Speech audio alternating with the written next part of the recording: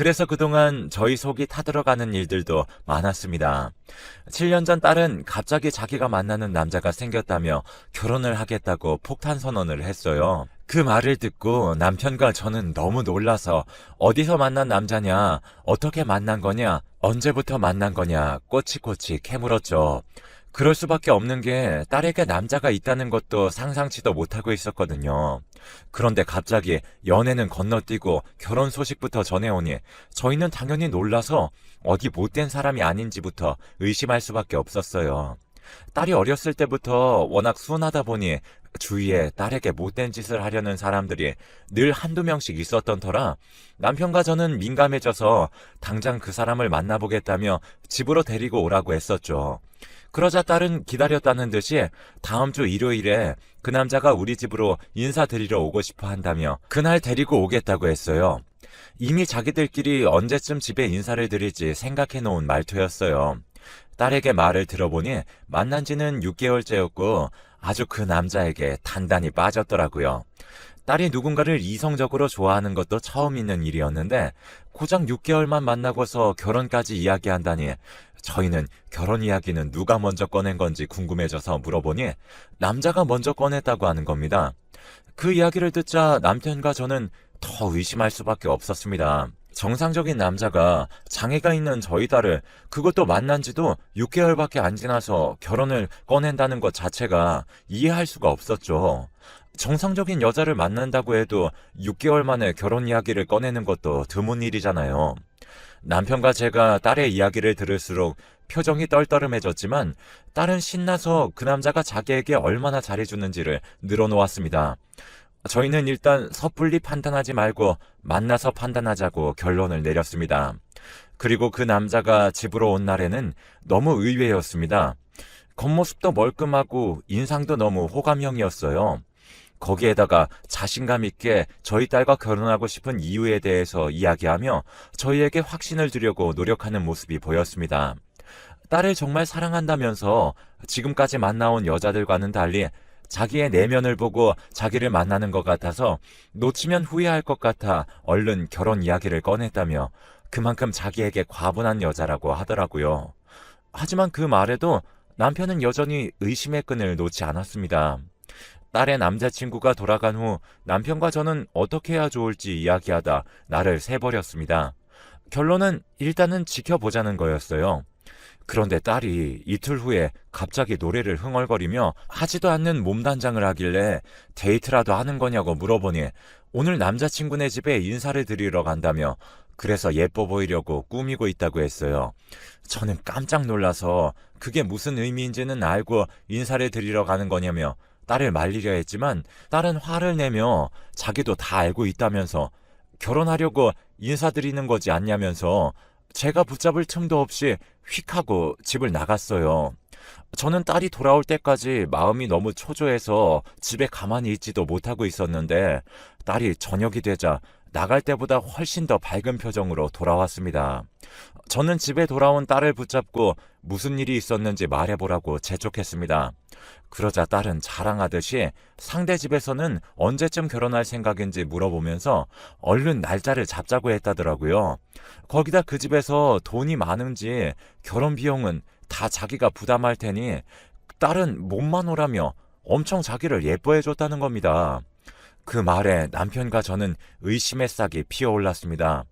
지난번에 봤을 때 걸친 것들이나 차를 봤을 때 잘 사는 편이라고 생각은 했지만 결혼식 비용을 모두 부담할 만큼 돈이 많은 거라고는 생각하지 않았거든요. 그래서 저희도 그 남자와 제대로 된 이야기를 해봐야겠다 싶어서 딸에게 다시 한번 제대로 만나서 결혼 이야기를 해보자고 했습니다. 그러자 딸은 저희가 결혼을 허락한 줄 알고 신이 나서 남자친구에게 전화를 하더라고요. 그리고 다음날 저녁에 바로 딸의 남자친구는 저희 집으로 왔습니다. 이번에는 저도 남편도 바짝 긴장하고 남자친구라는 사람에 대해서 의심의 눈으로 봤죠. 그런데 어찌나 사람이 완벽한지 저희가 하는 말에 모두 완벽하게 대답하는 겁니다. 거기에다 이번에는 자기 대학 졸업 증명서며 재직 증명서를 모두 떼왔더라고요. 그 증명서들을 모두 확인한 남편은 신분이 확실한 건 알겠지만 우리 딸과 이렇게까지 하면서 결혼을 하겠다는 이유를 정확하게 듣지 않으면 허락할 수 없다고 강하게 말했습니다. 지난번처럼 두루뭉술하게 말해봤자 자기를 납득시킬 수는 없을 거라는 소리에 딸의 남자친구도 당황한 것처럼 보였지만 금방 얼굴 표정을 풀고는 조심스럽게 저희에게 설명해 주었습니다. 사실 집이 다른 집들보다는 많이 여유로운 편인데 제가 지금까지 살면서 나이도 있다 보니 결혼까지 생각한 여자들도 몇몇 있긴 했습니다. 그런데 나중에 알고 보니 다들 저희 집의 돈 때문에 저와 결혼하려고 했던 거였어요. 그런 일을 2번 정도 겪고 나니 결혼은 생각도 하기 싫은 정도였는데 진숙 씨를 만나고 정말 저만 보고 저를 사랑해준다는 느낌을 처음 받아봤습니다. 저를 위해 요리까지 해주는 여자는 처음이었어요. 비싼 호텔에 가서 밥을 사달라는 여자들은 많았어도 직접 저에게 밥을 차려주는 모습을 보고 결혼해야겠다고 결심했습니다. 저희 딸이 유난히 요리하는 걸 좋아해서 요리 학원도 종류별로 다녔었거든요. 그래서 요리는 잘하는 편이었어요. 늘 자기는 나중에 결혼하면 남편에게 직접 요리해주는 게 꿈이라고 했었는데 남자친구의 말을 들으며 딸이 어찌나 뿌듯한 표정을 짓는지 정말 행복해 보였습니다. 그러다가 남편은 이렇게 넘어가면 안 된다는 생각이 들었는지 집에서는 딸이 장애를 가지고 있는 건 알고 계시냐며 어떻게 이렇게 쉽게 승낙하셨는지도 물어봤어요. 그러자 기다렸다는 듯이 자기가 이렇게까지 결혼의 확신을 가지고 집까지 데려간 건 저희 딸이 처음이라고 하더라고요. 그러니 그 집안의 어른들도 아들이 데려온 여자면 무조건 오케이라며 두 손 들고 환영했다고 해요. 그리고 결혼 비용이며 신혼집과 혼수까지 모두 자기 집에서 준비하겠다며 결혼을 허락만 해달라는 말도 덧붙였습니다. 남편과 저는 조금만 더 고민해 보겠다고 한 후 남자친구를 돌려보냈습니다. 딸은 그날 밤 어찌나 결혼을 허락해달라고 조르는지 저희가 잠도 못 잘 정도로 때를 써서 저희는 못 이기는 척 허락하겠다고 했어요. 딸은 저희의 허락이 떨어지자마자 남자친구에게 바로 전화를 걸어서 그 소식을 전했어요. 그러자 상대편에서도 신나서 대답하는 게 들리더라고요. 그 이후 빠르게 상견례 날짜까지 잡아서 속전속결로 상견례까지 했습니다. 사돈 되실 분들이 기품 있고 교양이 넘치시더라고요. 처음에는 저희 집이 부족해서 무시라도 당하면 어쩌나 걱정도 많았습니다. 하지만 그런 걱정은 쓸데없었더라고요. 저희보다도 저희 딸을 예뻐하시면서 이렇게 예쁜 딸과 결혼하는 걸 허락해 주셔서 감사하다고 몇 번을 말해 주시더라고요. 그러면서 딸이 맛있다고 하는 반찬을 계속 딸 앞으로 밀어주시면서 어느 것이 더 맛있냐며 딸에게 친근하게 구시더라고요.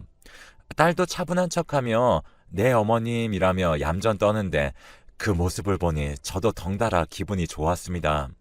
그 이후로 결혼식 준비는 아무런 문제 없이 척척 진행되었고 순식간에 결혼식 당일이 되어서 딸이 웨딩드레스를 입고 있더라고요. 딸이 하얀 드레스를 입은 걸 보니 정말 감개무량해서 저도 모르게 눈물이 나더라고요. 아직 제 눈에는 아기인데 벌써 결혼을 한다니 믿기지가 않았죠. 결혼식은 생각보다 작게 치렀는데 사돈 쪽에서 저희가 부를 사람이 많이 없다는 걸 알고 먼저 하객들을 추려 친인척들만 불러서 간단하게 하는 걸로 저희를 배려해 주셨어요. 그렇게 결혼식까지도 사돈에게 배려를 받으며 잘 치르고 이제 딸이 신혼여행으로 하와이로 떠나는 일만 남았었습니다. 생전 처음 딸이 해외를 나가보는 거라 걱정이 이만저만이 아니었는데 사위가 자기는 해외에 많이 나가봤으니 자기가 잘 챙기겠다며 저희를 안심시켜 주었어요. 그리고 저희는 집으로 돌아와서 딸 신혼집으로 옮길 짐들을 미리 정리하고 있었는데 그날 저녁이 지나도 다음날 아침이 되어서도 딸에게 연락 한 통이 없는 겁니다. 저희는 그때부터 무슨 일이 생겼나 하는 걱정 때문에 아무것도 하지 못하고 발만 동동 구르고 있었어요. 그러다 늦은 오후쯤이 되어서야 딸에게 전화가 왔습니다. 혹시나 무슨 일이 생긴 건가 걱정스러운 마음으로 전화를 받았더니 세상에 너무 해맑은 목소리로 도착하자마자 짐 풀고 피곤해서 자다가 이제 일어났다면서 자기는 이제 신나게 놀 거니까 걱정하지 말고 있으라는 말에 겨우 한시름 놓았습니다. 그런데 그 전화 이후로 하루가 가고 이틀이 지나도 딸에게 전화 한 통이 없었습니다.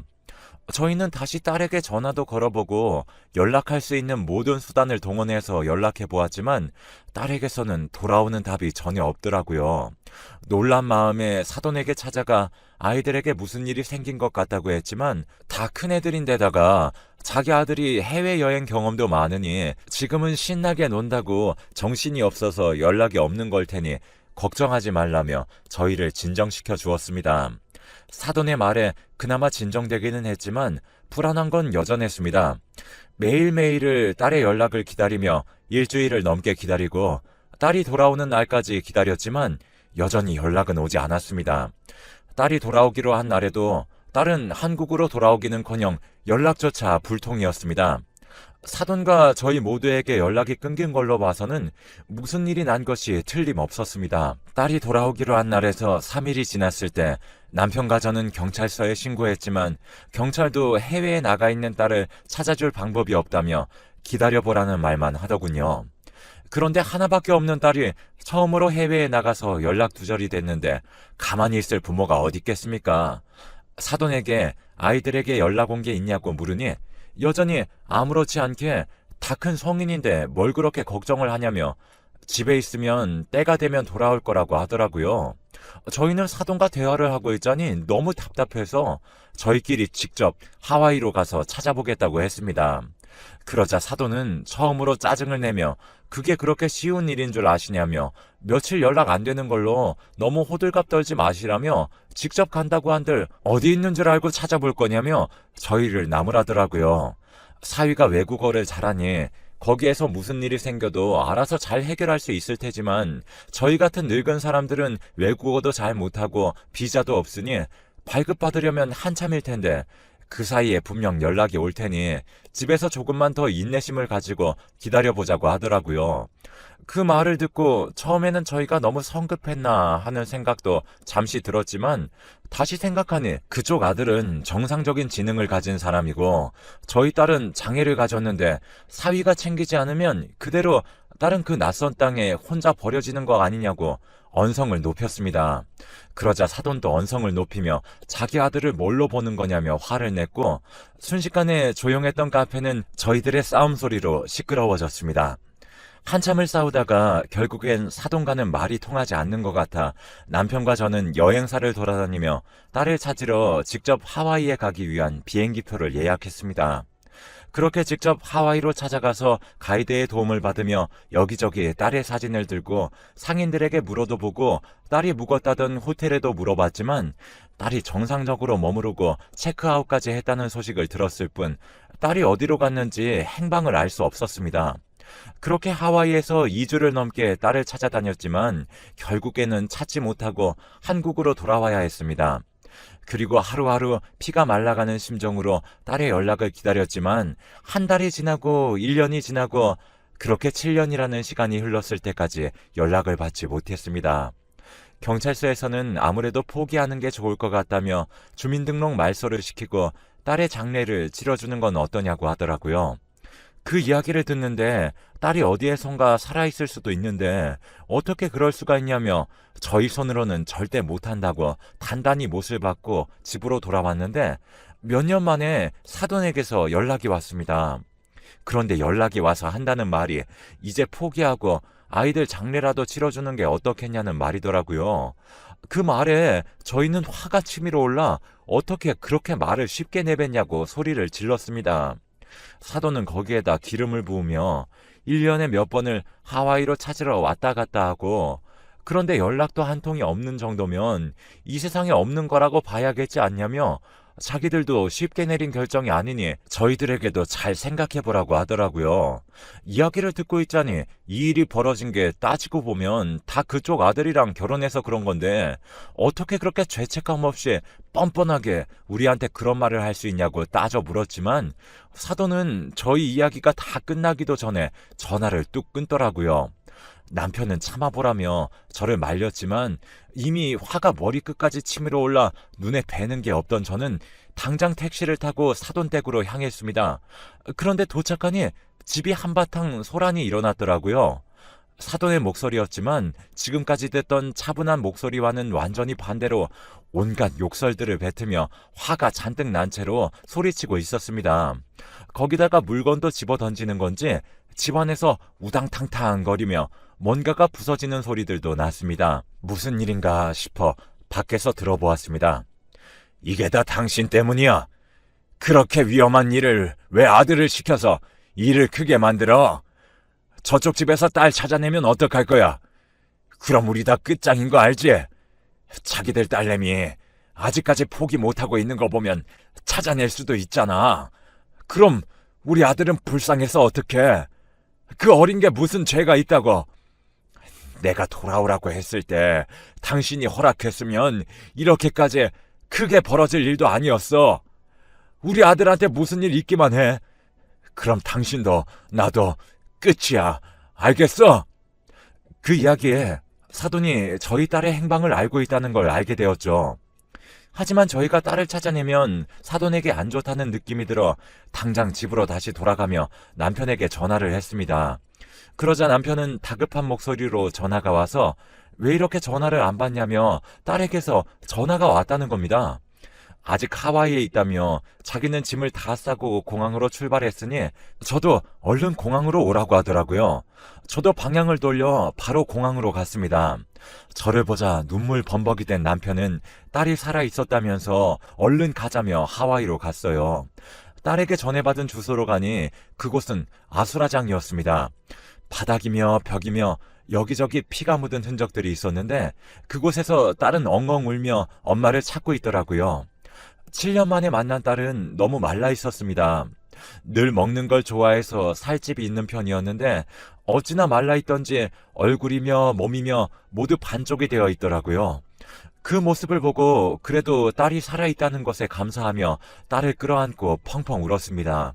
그러자 딸은 남편이 병원에 실려갔다며 그래서 연락할 수 있었다고 하더라고요. 그 공장 옆에서 현장을 정리하던 경찰의 이야기를 가이드가 통역해 주는데 사위는 그곳에서 한국어를 가르쳐서 한국 사람들에게 사기 행각을 벌이며 돈을 벌고 있었는데 거기서 일하는 사람의 대부분이 집도 없고 갈 곳도 없는 사람들이라 그 사무실에서 먹이고 재우면서 하루 종일 일을 시켰다고 해요. 거기서 제 딸은 그 사람들에게 한국어도 가르치고 매 끼니를 해주면서 7년을 그렇게 고생만 했다고 합니다. 그런데 그곳에서 일하던 사람들이 갈수록 돈도 제대로 안 챙겨주고 일만 시키는 사위와 싸움이 붙어서 몸싸움 끝에 사위는 벽에 머리를 부딪혀서 뇌진탕으로 병원에 실려갔지만 그 다음날 결국 사망했다고 하는 겁니다. 일하는 사람들도 딸이 사위에게 구박당하기도 하고 그러면서 딸이 조금 모자란 걸 알고 있었는지 딸은 건드리지 않고 그냥 내버려 두고 갔다고 하네요. 그래서 딸이 겨우겨우 저희에게 전화를 할 수 있었던 거였고요. 온갖 고생을 겪은 딸을 달래며 저희는 한국으로 돌아와 사돈을 경찰에 신고했습니다. 아무래도 그 가족이 모두 한통속이 되어서 사기 행각을 벌이고 있었던 게 틀림없었습니다. 그래서 경찰에 신고를 했더니 그 사람들은 사기죄로 구속되어 징역 5년을 받았어요. 저희 딸을 납치하고 감금한 거나 다름없었던 그 아들은 이미 죽어서 죗값을 치르지 못했지만 그 부모는 그 감금을 눈감아준 죄로 징역 1년을 더 선고받았습니다. 하지만 교도소에서 나온다고 해도 그 사람들은 지옥 속에서 살겠지요. 저희가 지난 7년 동안 그랬던 것처럼요. 자기들 때문에 아들이 그렇게 된 거라고 생각하며 아주 불행하게 살 겁니다. 지금까지 자기들이 벌인 사기 때문에 고통받던 사람들도 저희가 그동안 받았던 고통도 모두 되돌려 받는 거라고 생각해요. 최근에는 딸이 건강도 다시 회복하여 집에서 이런저런 요리들을 해주더라고요. 제 생일이라고 직접 케이크를 구워서 해주고 어디서 돈이 난 건지 몇만 원짜리지만 작은 안마기도 선물해주는 모습에 참 감개무량했습니다. 앞으로 남은 생은 딸과 함께 저희 세 식구 오손도손